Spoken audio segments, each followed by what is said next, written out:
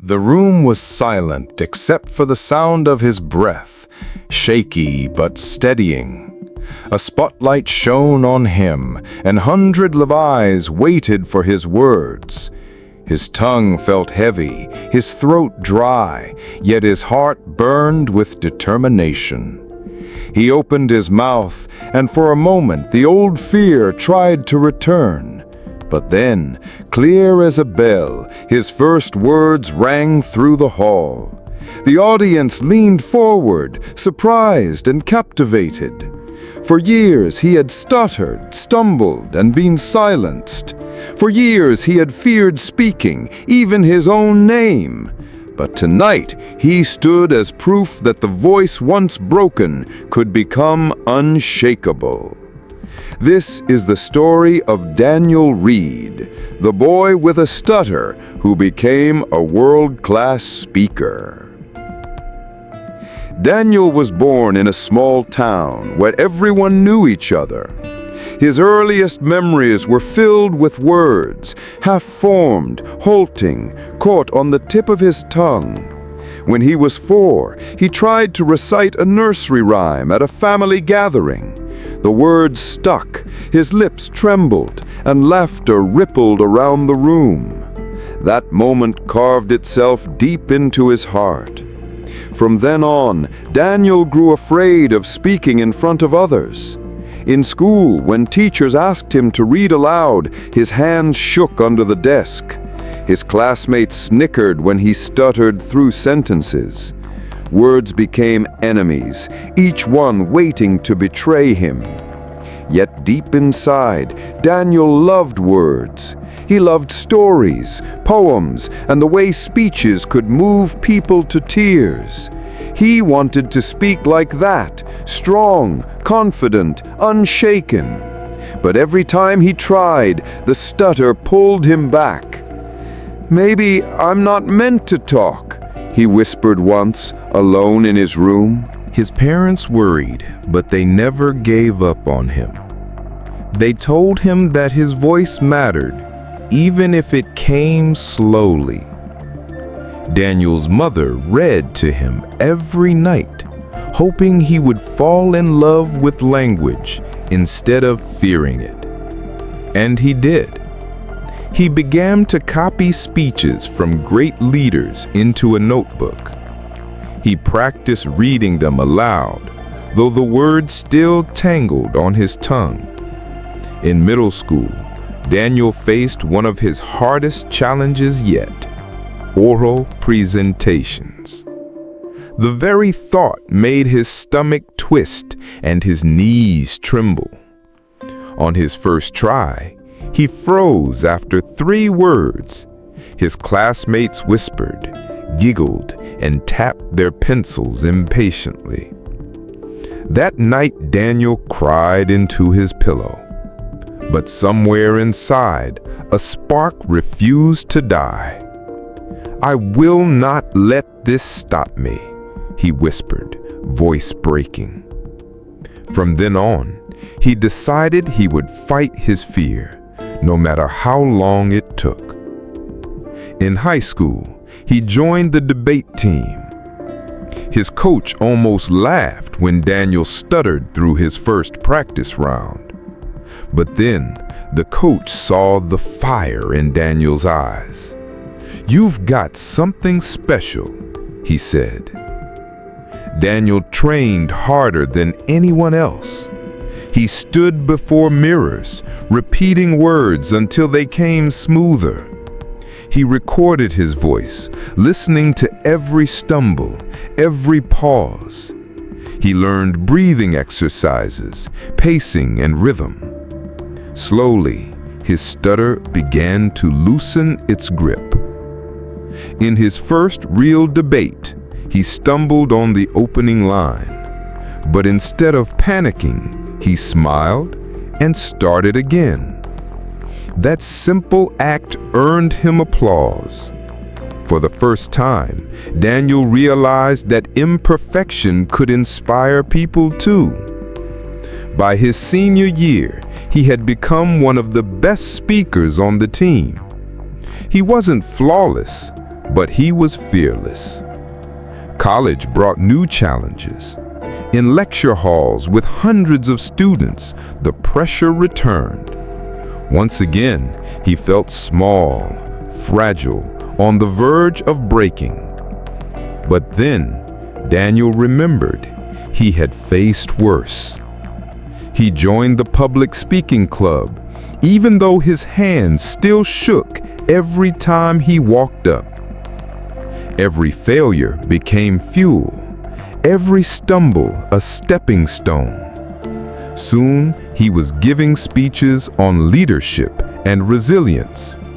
Students began asking him for advice. Professors invited him to guest lectures. The boy who once whispered his name now stood teaching others to find their own voice. After college, Daniel faced the real world with more courage than fear.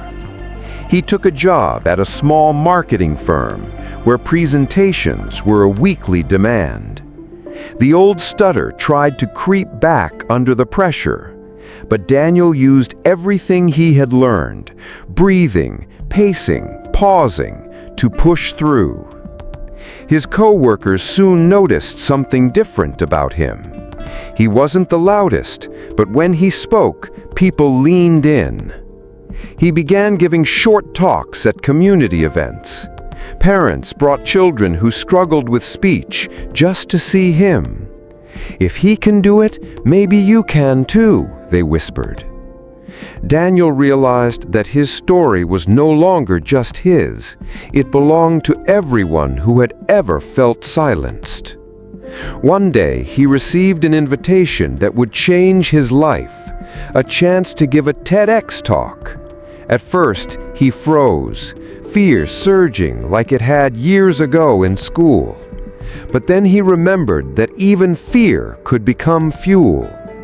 On the day of the event, he walked onto the stage, his palms sweaty but his back straight. The crowd was larger than anything he had faced before. His first words came out halting, but then his rhythm caught fire. He spoke not just with his voice, but with his heart. He told them about the boy who once couldn't say his name. He told them about the nights of tears, the laughter of classmates, and the fire that refused to die. The audience rose to their feet in thunderous applause. That talk went viral online, reaching millions across the world. Suddenly, Daniel's inbox was full of invitations. Schools, companies, conferences, everyone wanted him to share his story. Each stage was bigger than the last, each audience more diverse, students, leaders, even world figures. Yet no matter how far he traveled, he never forgot the boy he once was. He told his story again and again, because somewhere in the audience there was always someone who needed to hear it. And in every face he saw a reflection of his own journey. Daniel became known not just as a public speaker, but as a voice for the voiceless. The world had once told him to stay silent, but now he was proof that silence can be broken and that broken voices can change the world. Soon, Daniel's voice reached beyond his country. He was invited to conferences in Europe, Asia, and Africa. Each place he went, people saw more than a speaker, they saw hope. Children with speech difficulties began writing him letters.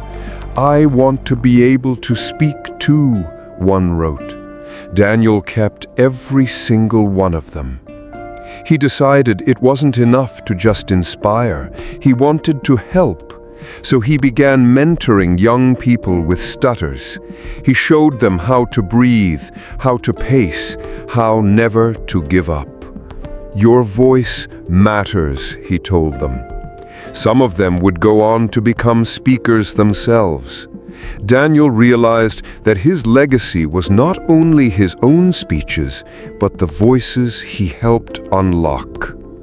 As the years went by, his reputation grew. He was invited to speak at the United Nations. The same boy who once froze on a classroom floor now stood before leaders of nations. His speech was about the power of unheard voices. He told them that silence, when broken, becomes strength. The world listened. After the speech, reporters called him the man who taught silence to speak. But Daniel only smiled because he knew the truth. He was still that boy with a stutter, only now he had learned to dance with it instead of fight it. Fame never changed his humility. He still visited schools, still told the same story because every generation needed to hear it. His life was proof that obstacles are not walls, but doorways. In his later years, he published a book titled The Voice Within. It became a bestseller, translated into dozens of languages. Readers around the globe saw themselves in his story. Daniel's speeches became legendary, studied by new generations of public speakers. But he always reminded them, it wasn't about perfection. It was about courage. His final public speech came at an international conference on education. His hair was gray, his voice slower, but his presence still commanded the room. He spoke about the child he once was, trembling before a classroom. He spoke about the journey, the tears, the failures, and the victories. When he finished, the audience gave him the longest standing ovation of his life. As he bowed, Daniel thought of the boy who once whispered, "Maybe I'm not meant to talk." And he smiled, because he had answered that question with his entire life.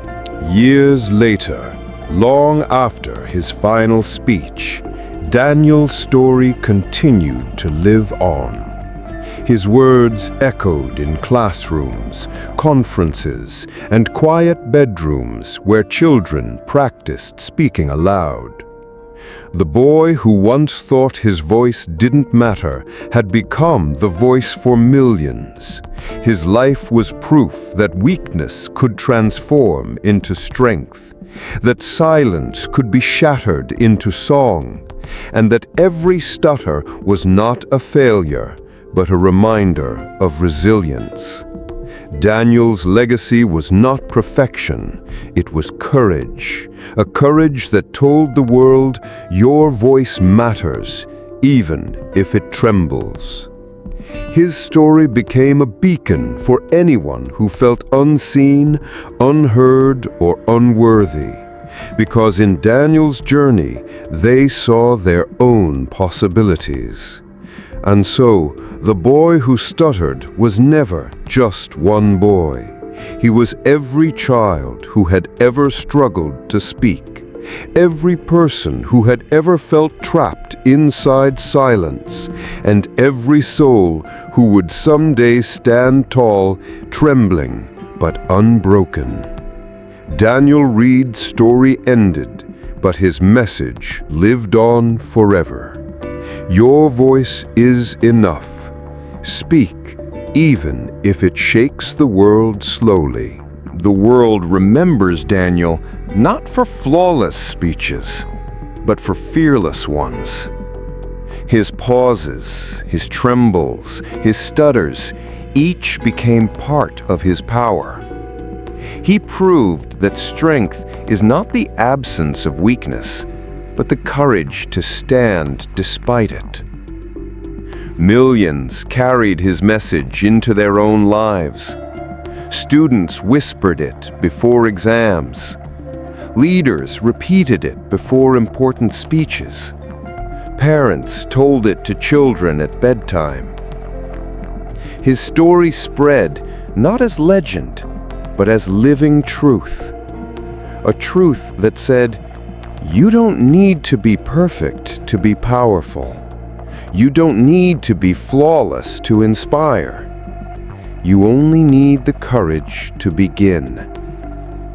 Daniel Reed began with a whisper, but he ended with a roar that shook the silence of the world.